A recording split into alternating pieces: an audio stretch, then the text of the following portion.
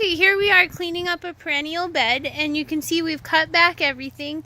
We cut back the flowers in the fall because they don't do anything in the winter, but we cut back the grasses in the spring because they look nice in the winter.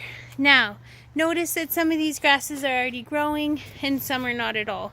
So these are more cool season Karl Forster grasses, and that right there is a pampas grass. And this is another pampas grass, so we just cut those back today. But now we want to look at the flowers. So you can see that the grape hyacinth are cool season plants. They're already flowering.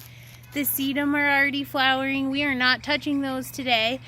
But then in here we have a lot of Shasta daisy, and they don't flower until August, and they're just getting started. And see how they're growing right up against the wall? We're going to divide them so that we can plant some Shasta daisies in other places. It just rained a lot. Soil is very wet. Don't ever attempt this in dry soil. You need to have very, very nicely dampened soil. Okay, so now any root tip, the apical stem of the root is going to die when I slice it.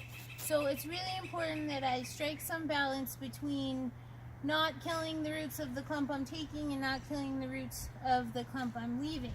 So I like to use my broken shovel because it's very, very sharp. And I am going to put basically a knife blade through these, knowing that I am killing the roots that I'm slicing through right here. But as long as there's still a critical root mass for the remaining clump and for the clump I'm taking, you know, we'll have some loss on the sides, but we will have both pieces surviving. Now I'm just going to go back through and I'm going to add a little bit of cleaving. Just still trying not to rip the roots from the soil, but rather let them come out when they're ready. And see, I'm just putting pressure, getting it a little deeper. And then I'm going to try to come through the backside here.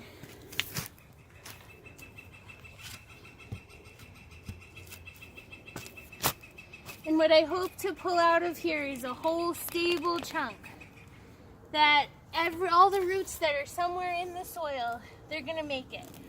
Probably the roots around the edge here, you see I chopped them. They're not going to make it. So these finer roots are going to have to take over. But that's okay.